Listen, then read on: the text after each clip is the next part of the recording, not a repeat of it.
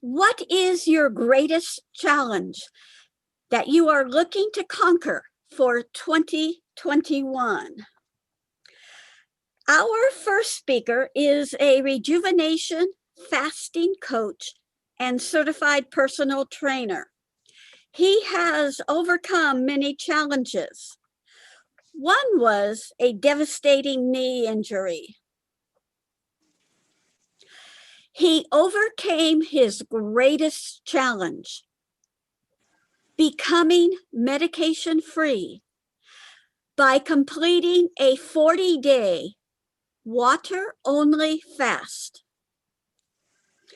Today, he will share 3 tips from his successful quest that can help you climb to the top of your own Mount Everest-like 2021 challenge.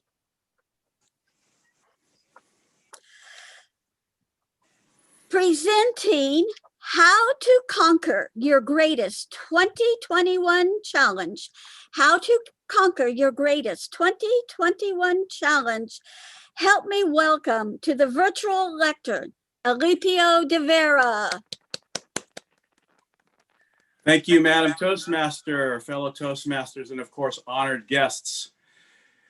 We are in January. How many of you even have already thrown away half of your New Year's resolutions? I know that I've thrown out a couple. However, I call upon you that January is not ended. There's still hope. So I want you to focus for a few seconds on what do you consider your greatest 2021 challenge, and have that as a filter to understand how you can put the tips I'm about to give you. As Marjorie mentioned, in 2019, I did a 40-day water-only challenge. That meant water only. I didn't have a single bite. Now, I want to make clear, I'm not a medical doctor. I made sure that I was under the supervision of one. And his name is Dr. Braden Barnett. He's an endocrinologist and an assistant clinical professor with the Keck School of Medicine at the University of Southern California. So if you want to attempt this, please take precautions and consult with your primary physician.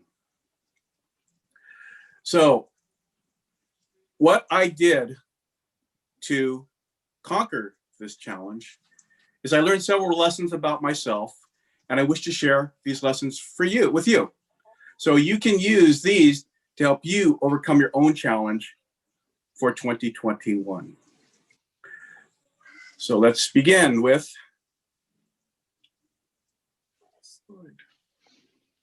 okay, it's coming up. Oops, got downloading from the cloud. Wonderful technology.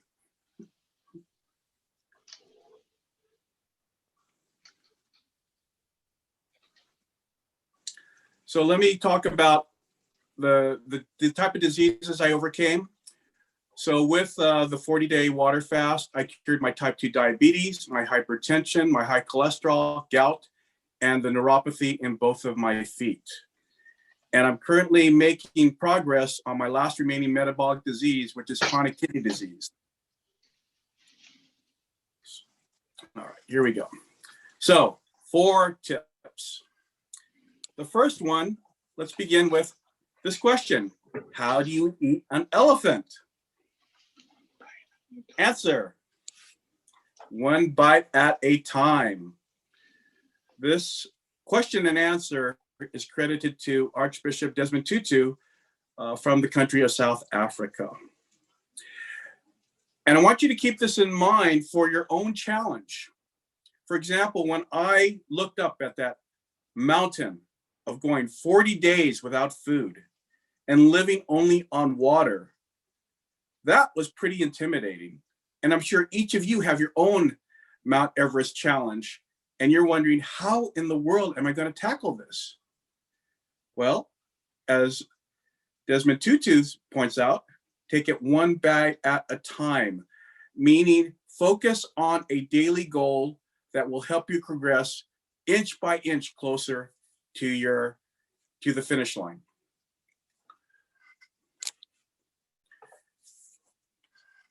Now, for myself, when I focused on breaking my 40-day fast into a daily goal, I focused on two things. Number one is the passive goal of not eating, but that is not enough. We are built to take action. So what I did to pair the passive action is I paired it by doing a daily 1 mile walk. So I had both to achieve, not eating and doing the daily 1 mile walk. So you may want to consider this for your own challenge, is what daily goal can you focus in on to accomplish every day? And by doing that, before you know it, you'll reach the peak of your Everest-like challenge. Now I want to talk about one of the things that can happen. There are three things that can distract us from achieving our goal. One of them is called the shiny object syndrome. For example, in my case, 40 days is a very long time. And I'm sure your own challenge has a similar time frame, long time frame. And it's very easy to be distracted. For example, you may say, oh, I don't know, there's this other thing that's shorter term and I can get motivated by accomplishing that. And then you get distracted again by another shiny object with a short-term goal that you can accomplish. And before you know it, the end of the year has come and your primary challenge has gone unanswered. The second type of distraction that can happen is what is called project creep. Let me give you an example that each and every one of you here has probably experienced. For example, when you go to the grocery store, I'm sure you have is set in your mind, you're going to go there, get what you need, and come home. However, for those of you who are married, I'm sure you've had your spouse says, oh, honey, you're going to the grocery store? Can you stop over here and get this? Or you may have, if you have children, said, hey, daddy, can you stop by McDonald's and get me this? And next thing you know, your original project has expanded beyond its original scope and takes up a lot more time than you originally expected. As a former computer software project manager, I saw this, I had the front row seat to this. I was asked to join a huge project with Kaiser Permanente. They were merging the computer systems of Northern California region with the Southern California region. 3 years before I joined the project, the original scope was 3 years and a budget of $40 million. 3 years later, the budget had expanded to $120 million. And the deadline had gone from 3 years to 6. And they weren't even at the halfway mark. So how this applies to your own challenge, stay focused on what you're trying to accomplish. Don't try to add in other things to it, because this can knock you off the rails. And the third type of distraction is going down a rabbit hole. I'm sure each and every one of us here may be browsing on the internet and we find an interesting subject, and next thing you know, it's morning. And you've spent hours and hours digging deeper, tracking down this information. And this is known as the rabbit hole of research. And by focusing on the single task, it's knocked you off the rails from staying on track to accomplish your main challenge. So the three type of distractions, the shiny syndrome, shiny object syndrome, project creep, and the rabbit hole. So you may be asking yourself, well, what can I do so I don't get distracted by these three things? The answer is you keep a daily journal. But I'm not talking about any daily journal. I'm going to share with you a way to structure your daily journal that will really assist you in helping to accomplish your challenge. And the structure of the daily journal comes from my days as a software project manager. And let me show you what the structure looks like. The structure looks like this. At the top, you have an executive summary, also known as the wailing wall. I call it this because this is where the part where you put in all the negative feelings that you're having. It's best to expiate these negative feelings onto the page and out of your brain, because these negative feelings can act as mental vampires that can suck the energy out of you and drain you. And when you are focused on trying to accomplish a very big challenge in your life, you need all the energy you can spare toward accomplishing that goal. Underneath that, I have all the various other projects I have going on in my life. And underneath each of these projects, tasks. Now, I'd like to call on anybody who would like to volunteer. There's one thing missing that normal project plans have. Does anybody notice? And Marjorie's not allowed to answer because she already knows the answer. Anybody? Timeline. Perfect. That's right.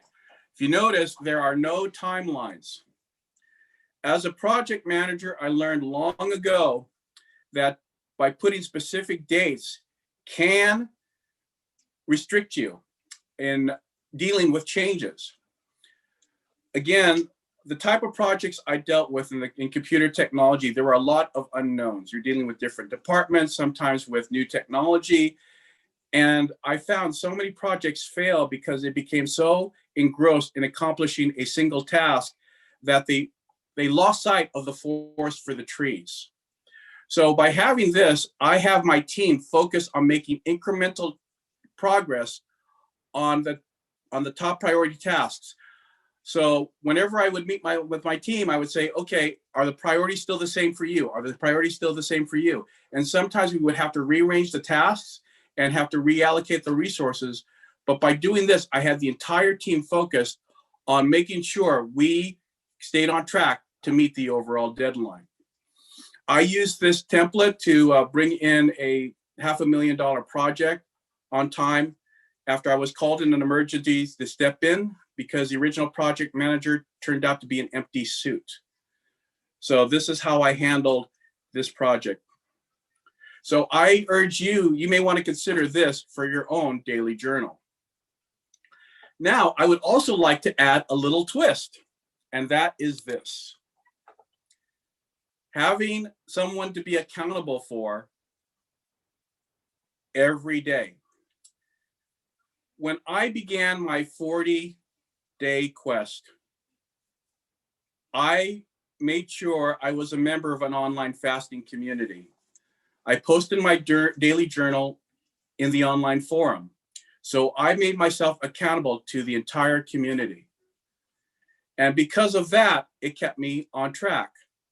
Now, currently, I do my daily journal in my personal Facebook page.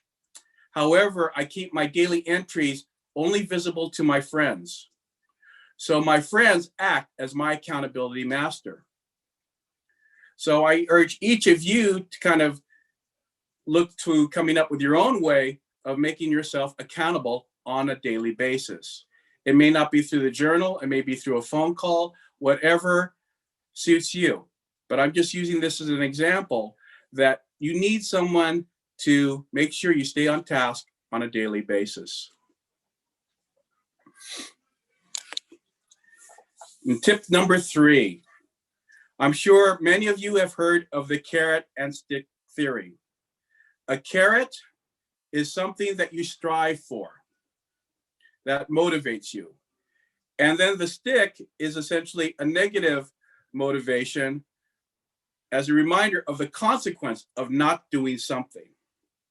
Now, circling back to tip number 1, when I was talking about having a daily goal, and I had both an active and a passive goal, what we understand from behavioral neuroscience and this is the science about how our brains work, is when we have a positive motivation, it motivates us to act.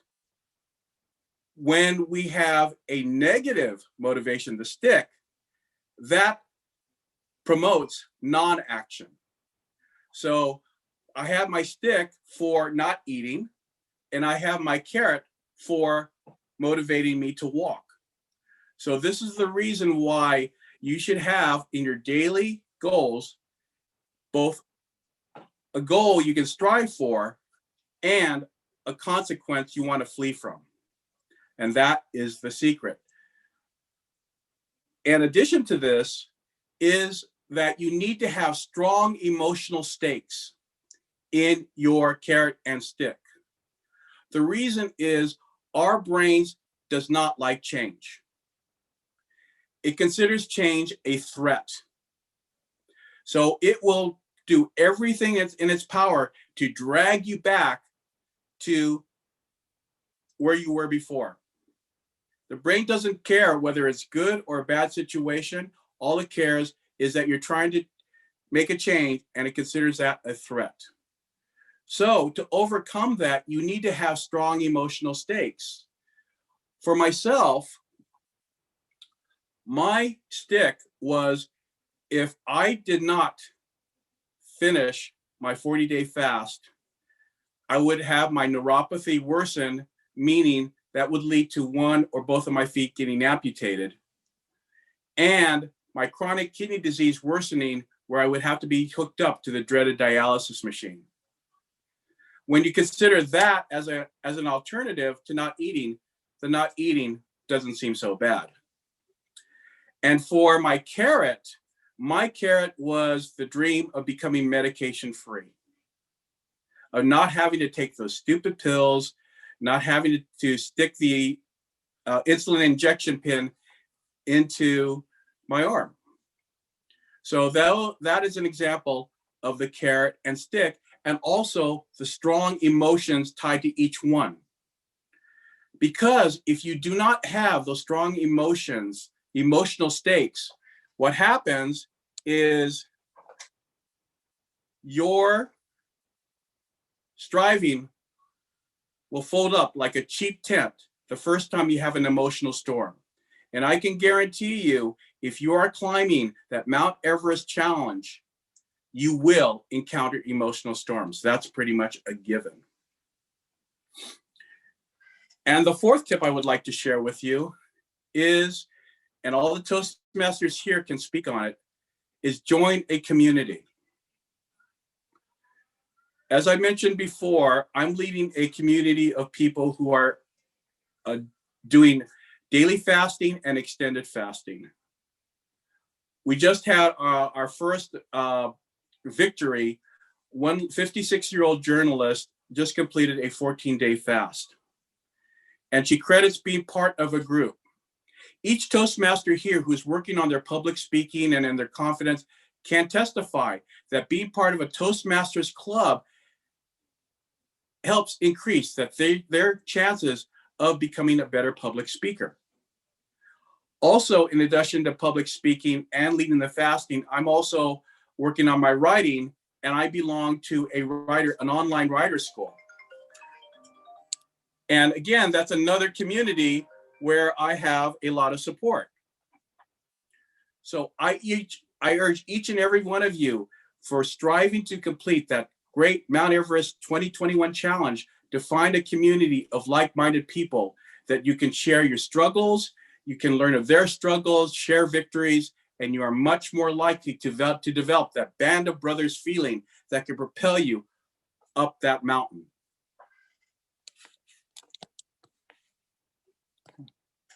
Okay.